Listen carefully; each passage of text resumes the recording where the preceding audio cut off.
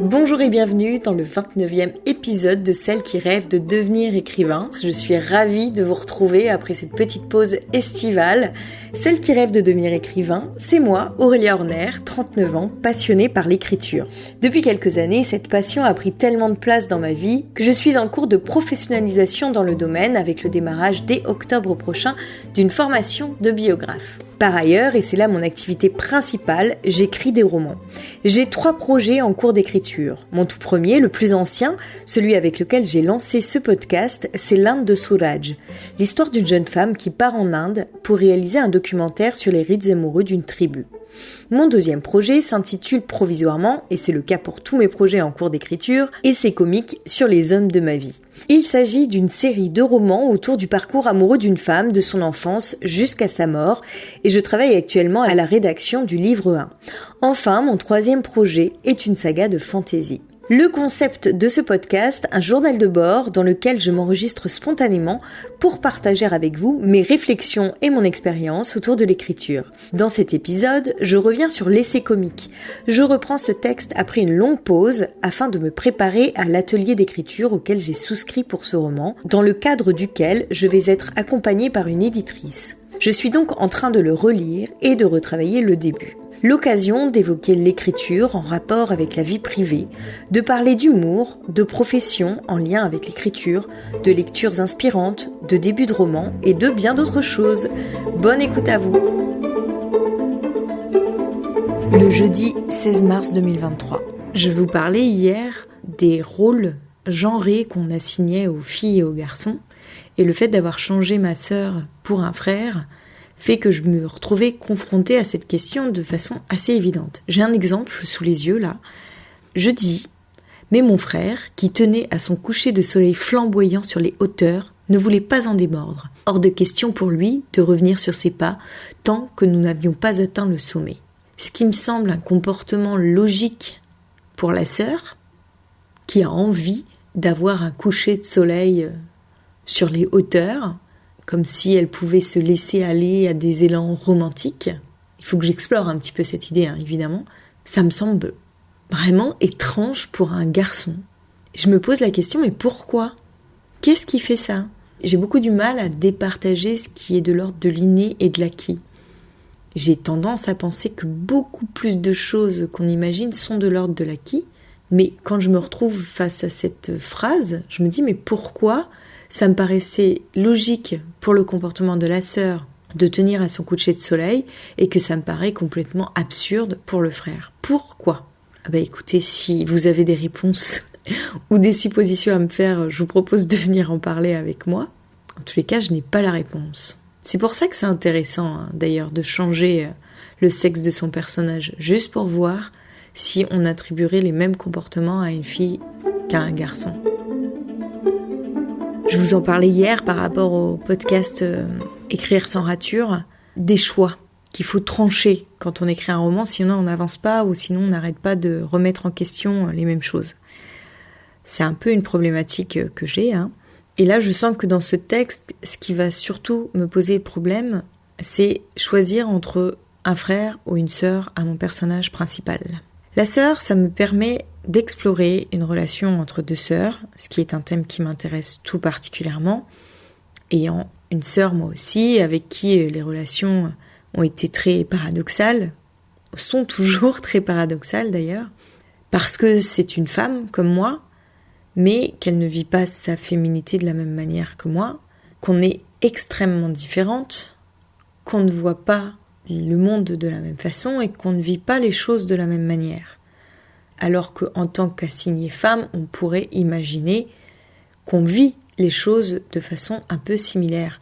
D'autant plus qu'on est de la même famille, qu'on est très proche en âge, qu'on a vécu à peu près à la même époque. Il y a plein de paramètres qui pourraient faire qu'on devrait être plus proche dans notre manière d'être au monde qu'on ne l'est vraiment. C'est quelque chose qui m'intéresse, cette relation. Déjà, les relations entre frères et sœurs, je trouve que c'est intéressant à traiter. Mais plus encore avec la sœur, peut-être parce que la relation avec ma sœur a toujours été très mouvementée. Si je garde une sœur à mon personnage principal, ça va me permettre d'explorer cette relation particulière. Ce qui me gêne en revanche, c'est que je risque d'être un peu bloquée dans cette relation parce que évidemment ça va beaucoup s'inspirer de la relation que j'ai pu entretenir avec ma propre sœur et je n'ai pas envie qu'elle puisse me reprocher de me servir d'elle ou de dévoiler au grand jour certains pans de sa vie privée. Et en même temps, j'ai pas envie de me brimer dans mon histoire parce que je ne veux rien révéler de la vie privée de ma sœur. D'autant plus que comme c'est une fiction, je peux tout me permettre. Donc personne n'est censé savoir ce qui est de l'ordre de la fiction et de l'ordre de la réalité. Et là n'est pas la question. Mais pour quelqu'un qui sait quelle est la vérité, ça peut être très gênant. Ça, c'est vraiment quelque chose qui me bloque. Du coup, j'ai peur aussi que, ne voulant pas révéler des pans de la vie privée de ma sœur, je me cache encore une fois, comme je me suis cachée dans l'Inde de Soulage en utilisant un narrateur à la 3e personne du singulier. Et du coup, je mets de la distance avec mon lecteur. Donc ça, c'est pas une bonne chose. C'est pour ça que j'hésite à mettre une sœur à mon personnage principal. Mais pourquoi j'hésite à mettre un frère ? Déjà, la relation entre un frère et une sœur m'intéresse beaucoup moins, parce que comme je questionne les rapports hommes-femmes, les rapports amoureux entre hommes et femmes, le fait qu'il y ait un frère, j'ai moins de choses à explorer dans ces rapports amoureux hommes et femmes. Parce que moi, j'ai envie de me poser du côté des femmes, puisque je suis une femme, donc c'est ce côté-là qui m'intéresse le plus. En fait, c'est marrant, je me rends compte que moi, j'aime bien questionner les choses que j'ai vécues moi-même. Je m'intéresse beaucoup moins à des choses que les autres personnes vivent, parce que ça demande de faire des recherches et que ça m'emmerde. Et donc, du coup, je pars de ce que j'ai vécu. Donc, ça me serait très compliqué d'explorer l'intériorité du frère, étant donné que ce n'est quelque chose que je n'ai pas vécu moi-même et qu'il me faudrait faire des recherches. Donc, tout de suite, ça me bloque et j'ai pas envie d'aller dans cette direction. Pareil, à un moment, je me disais, pourquoi pas imaginer que le frère était homosexuel. Mais c'est la même chose, ça veut dire qu'il faut que je me renseigne là-dessus et ça m'ennuie. J'ai pas envie d'avoir à faire des recherches de cet ordre-là. Donc ça, c'est la première chose. Mais par contre, l'avantage avec un frère, c'est que ça me laisse une marge de manœuvre beaucoup plus grande qu'avec la sœur, parce que, évidemment, ça ne reprend pas mon vécu. La famille de mon personnage n'est plus ma famille. Même si là, dans la famille de mon personnage, il y aurait que 2 enfants, alors que dans ma propre famille, on est 3 enfants. Puis ce qui me gêne aussi dans le fait que ce soit un frère, c'est que la dynamique familiale n'est pas la même. D'un côté, il y a le père et son fils, et de l'autre côté, il y a la mère et sa fille. Cela peut jouer dans la relation qu'entretiennent les parents avec leurs enfants. Et j'ai pas envie que ça ait une influence. Moi, j'ai aussi envie de voir comment la mère se comporte par rapport à ses 2 filles. Et là, typiquement, ce genre de choses, je n'arrive pas à trancher. Parce qu'il y a des avantages aux 2, et il y a des inconvénients aux 2. Et je ne sais pas lequel choisir. Après, je serais plus tentée d'utiliser une sœur, puisque c'est ce qui m'intéresse le plus, et que c'est pas pour les bonnes raisons que je choisirais un frère à mon personnage. Donc je vais réécrire cette version avec une sœur à mon personnage, mais si ça se trouve, c'est quelque chose qui va encore changer par la suite. Vous faites comment, vous, pour trancher ? Il y a des choses qui sont de l'ordre de l'évidence, donc là, j'ai aucun problème pour trancher, mais devant ces questionnements, je ne sais plus, je ne sais pas comment faire. Je viens peut-être de trouver un argument par rapport au fait que le frère ne fonctionne pas. Là, j'ai une scène en particulier où clairement la présence du frère n'est pas juste.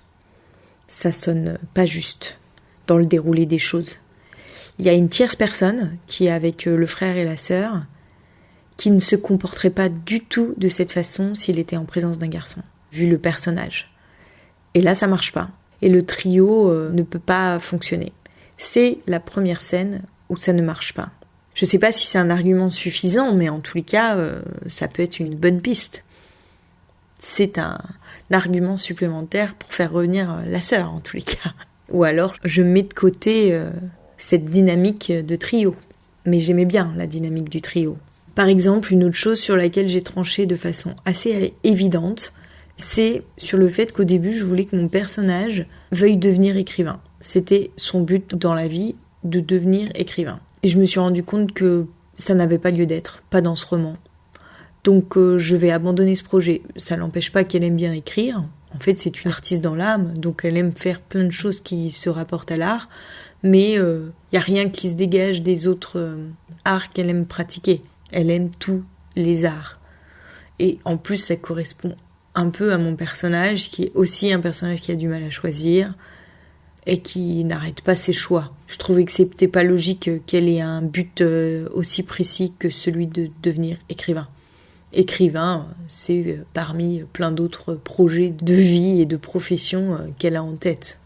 Ça me semble beaucoup plus logique qu'il lui paraisse tout à fait possible qu'elle puisse avoir plein de métiers différents. Ça correspond beaucoup mieux à mon personnage. Là, pour ce genre de décision, c'est une évidence. Je n'ai pas eu de mal à trancher. J'ai pas beaucoup dormi cette nuit, ce qui fait que je suis fatiguée ce matin, j'ai du mal à me concentrer, j'ai hâte de terminer ma séance. Moi qui voulais consacrer peut-être une nouvelle journée à l'écriture exceptionnellement cette semaine pour avoir le temps de finir de relire tout mon texte, je sens que ça va pas être possible. Parce qu'en fait, j'aimerais finir la relecture pour pouvoir me concentrer sur le retravail du premier chapitre lundi, afin d'envoyer quelque chose d'un peu meilleur à l'éditrice pour la séance de jeudi. Bon, je pense que j'aurai pas terminé la relecture avant de me concentrer sur le chapitre 1. Je vais le faire lundi. Je verrai ce que ça donne. De toute façon, aujourd'hui, là, je me sens pas du tout en état pour travailler sur mon chapitre 1. Ça me demande beaucoup de réflexion et j'ai du mal, là, hein. J'ai vraiment du mal. Donc là, je vais lire ce que je peux lire au maximum. Je vais un peu me forcer à aller le plus loin possible pour me en tenir à mes horaires de séance habituels, c'est-à-dire d'aller jusqu'à 11h. Et puis ensuite, lundi, je vais travailler autour de mon premier chapitre et plus généralement autour du début de mon roman. Et mardi, je reprendrai la lecture de la suite. Je viens de terminer ma séance. C'était une séance fastidieuse aujourd'hui parce que je suis fatiguée et que j'avais du mal à me concentrer. Je perdais souvent le fil de ma pensée. Donc bon, c'est pas très évident de travailler dans ces conditions, mais c'est pas grave, j'ai quand même avancé. J'ai relu une 30aine de pages, j'en suis arrivée à peu près à la moitié de mon texte. Demain, je le reprends à la page 90 sur 170. Il y a des bonnes choses et des choses qui sont très mauvaises. J'ai le même problème que pour le début de mon texte sur certains passages. C'est vraiment ce qui pêche dans mon roman. Je ne sais pas comment faire tenir sur 200 pages, même moins. En fait, j'aimerais bien que ce soit un texte qui fasse 150 pages. Je ne sais pas comment faire tenir 2 ans de la vie de mon personnage dans 150 pages. Je ne sais pas comment être synthétique et écrire quelque chose de parlant pour un lecteur. C'est ce sur quoi je vais devoir travailler avec ce texte. Je dois aussi travailler sur l'humour. Bon, je pensais que je perdais mon côté comique au fur et à mesure du texte, mais c'est pas tellement vrai. Et je me demande du coup si mon dernier bêta-lecteur, est-ce que il n'est pas sensible à mon humour, donc il n'a pas vu de l'humour là où j'en ai mis. Parce que, en fait, j'ai tendance à exagérer un peu les réactions de mon personnage, mais c'est du second degré. Alors, est-ce que c'est trop subtil pour qu'un lecteur puisse percevoir mon second degré, ou est-ce que c'est juste ce bêta-lecteur qui n'a pas été sensible à ce second degré, à ce genre d'humour ? J'ai du mal à m'en rendre compte. Mais il faut que j'étudie, je pense, les ressorts de l'humour pour travailler ça.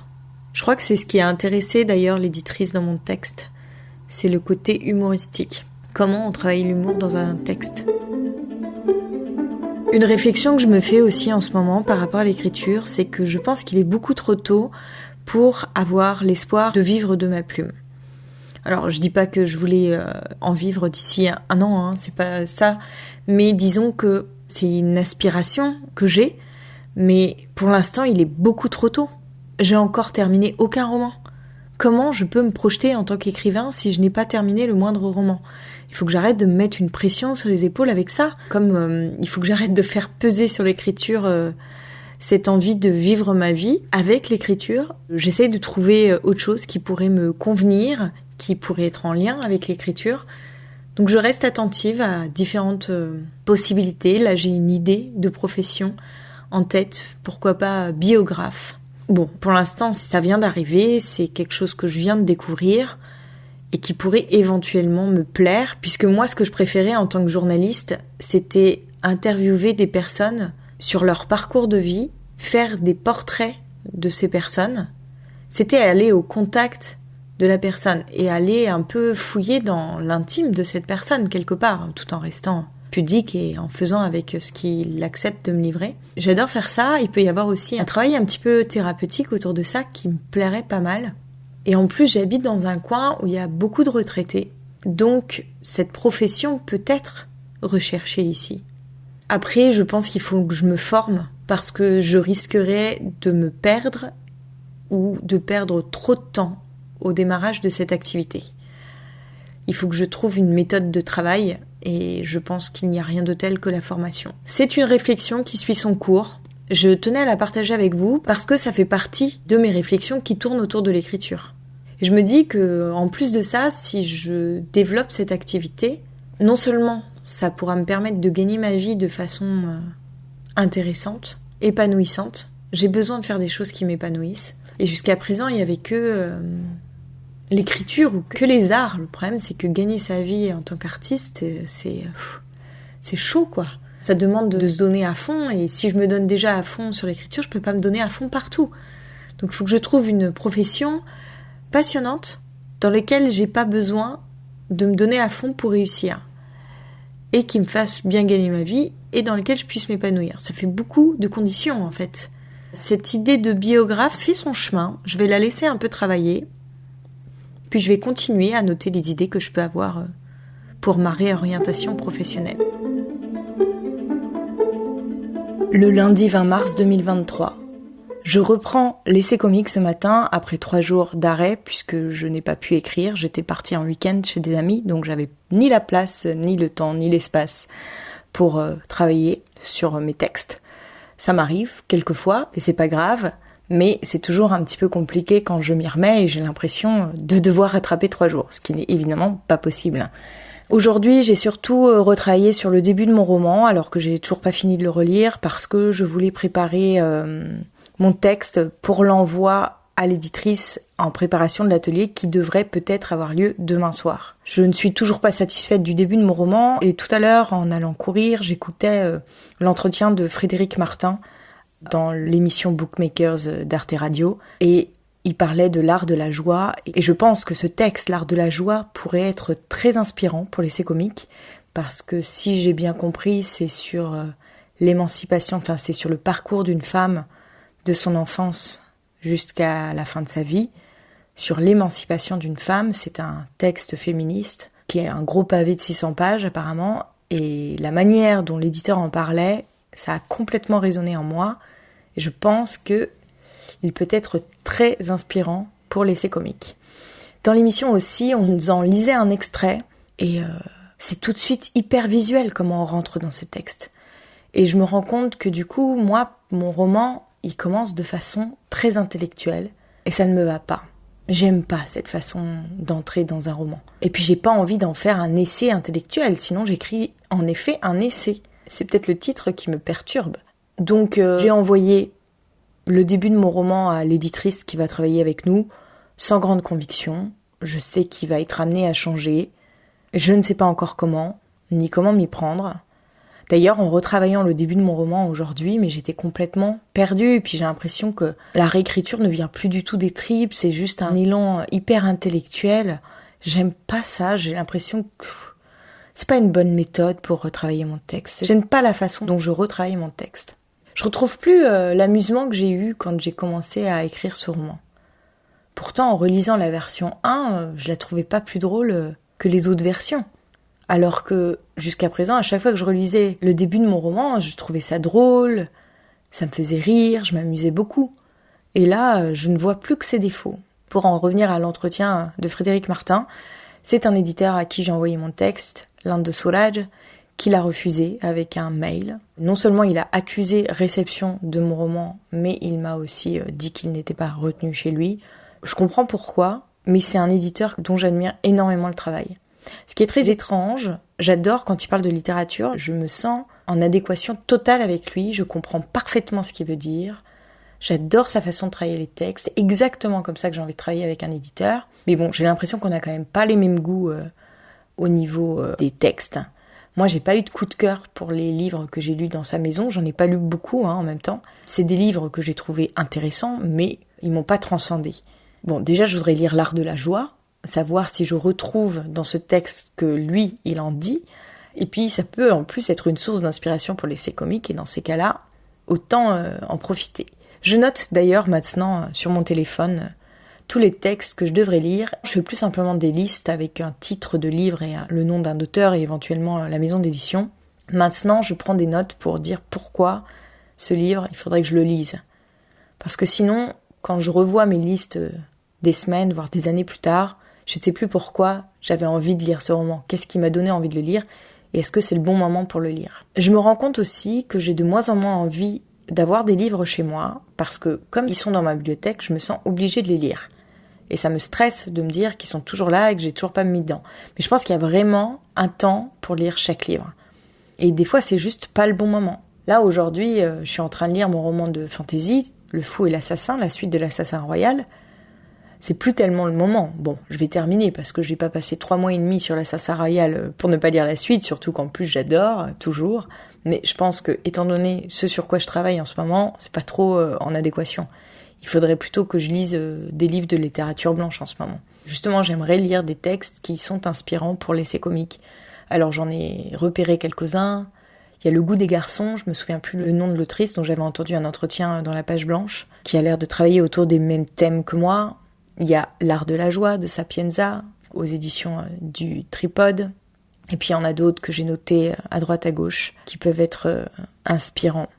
Et qui peuvent résonner, qui peuvent me faire aller plus loin dans ce que je veux dire. Je pense que pour l'essai comique, je pars pas du bon endroit. Je pars de la tête, au lieu de partir de l'histoire. C'est très difficile pour moi de commencer une histoire, et souvent j'ai tendance à vouloir partir de la tête.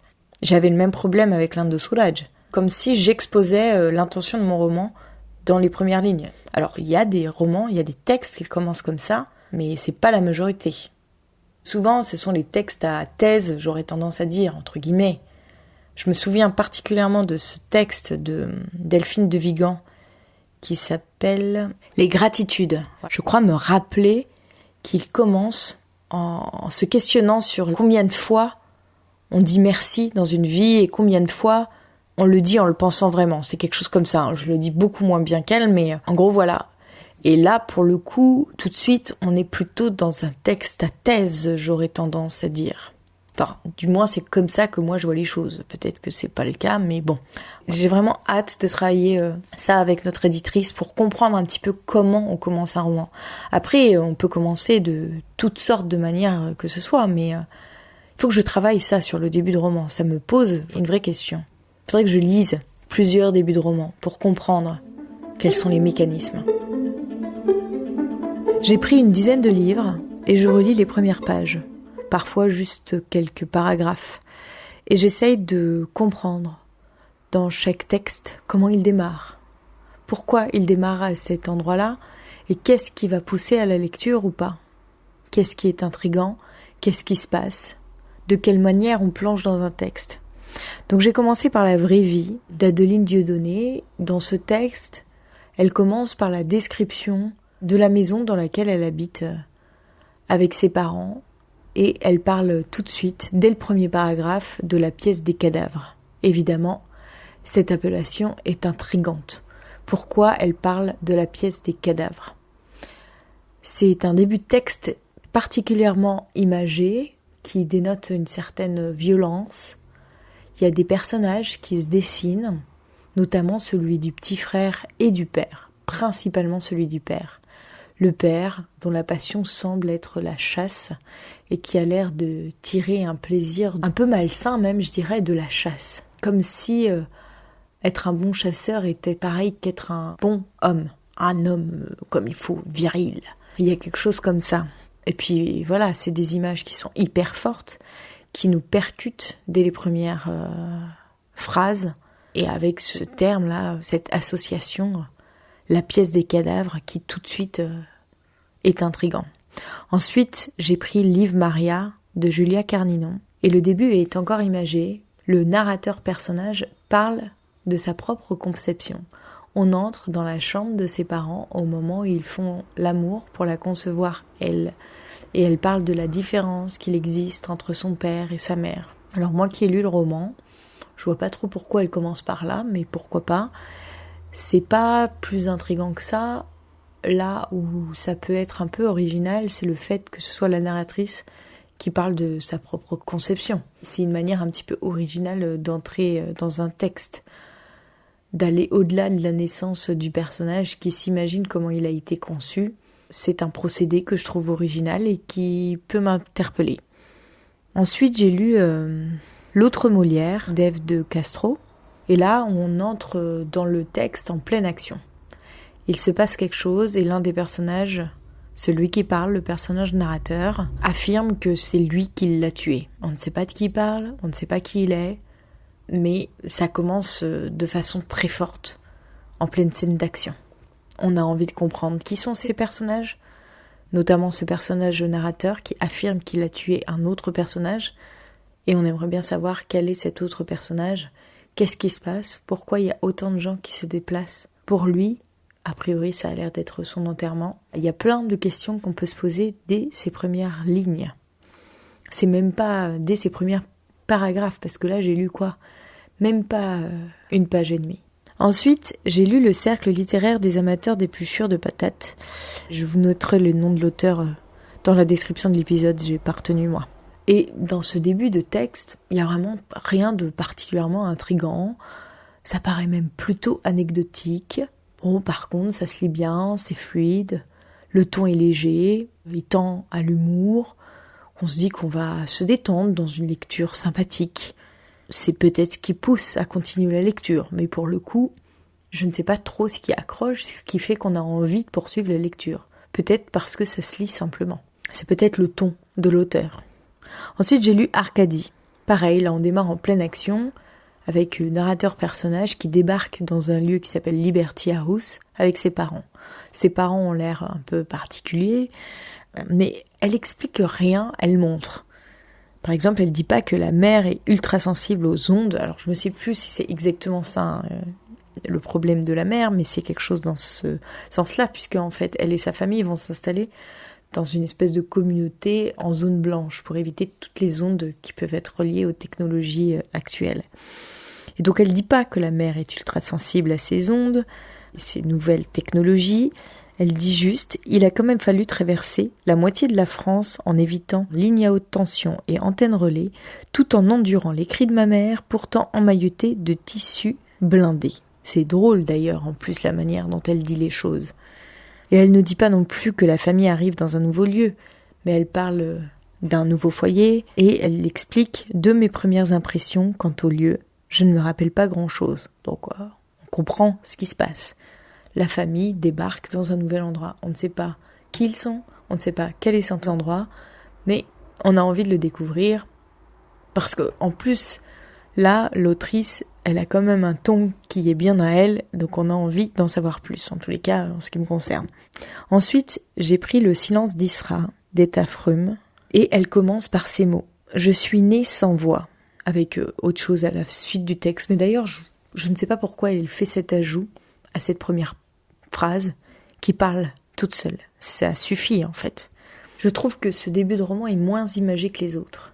Il évoque plutôt le thème du roman qui est la condition des femmes dans un certain endroit du monde, plutôt qu'il nous plonge directement dans l'histoire. Là, on aborde le texte de façon un peu plus intellectuelle, comme moi j'ai tendance à le faire dans mes romans. En tous les cas, pour ce qui concerne l'Inde de Suraj et l'essai comique. Enfin, quoique l'Inde de Suraj a un peu évolué, mais à la base, c'était ce que je faisais. Et ensuite, j'ai pris Croire aux fauves de Nastasia Martin. Et là, on commence en plein drame. On arrive juste après un accident, un événement qui vient d'arriver, qui a l'air grave. Pas mortel, mais presque. On sent que la narratrice personnage en a réchappé de justesse et qu'elle n'en est pas sortie indemne, puisqu'on attend les secours, qu'il y a du sang. Son visage a l'air d'être touché. Donc voilà, là, on a envie de comprendre qu'est-ce qui se passe, où on est, tout ça.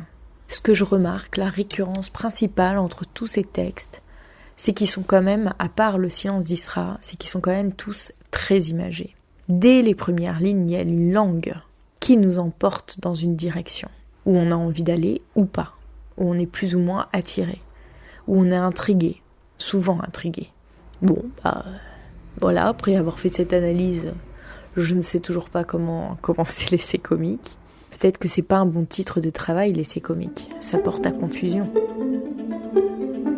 Aujourd'hui, je me demande vraiment si cette histoire va intéresser quelqu'un. C'est ça mon grand questionnement. Bon, je pense que c'est une question assez récurrente chez les auteurs, débutants ou non, me semble-t-il. Est-ce que ce qui, moi, m'intéresse va intéresser les autres ? Pourquoi c'est si essentiel pour moi d'écrire ce texte ? Bon, c'est tellement essentiel que c'est trop intime pour que je puisse l'exprimer ici quelque part. C'est un texte que je porte en moi depuis très longtemps. Je me suis toujours dit que j'allais faire un roman autour de cette question. C'est tout pour aujourd'hui, on se retrouve dès la semaine prochaine, même jour, même lieu, même heure, vendredi à 18h sur votre plateforme de podcast préférée. Si vous avez aimé cet épisode, n'hésitez pas à le partager autour de vous et à laisser des commentaires ou des étoiles sur les plateformes qui le permettent. Vous pouvez également me le dire et m'envoyer un message via Instagram, @AureliaHorner. Toutes les références sont dans la description de l'épisode. Et si vous avez des problématiques d'écriture, des conseils à partager ou que vous avez tout simplement envie de venir discuter avec moi, je serai ravie d'échanger avec vous. Un grand merci pour votre écoute, bonne semaine à vous et à très vite.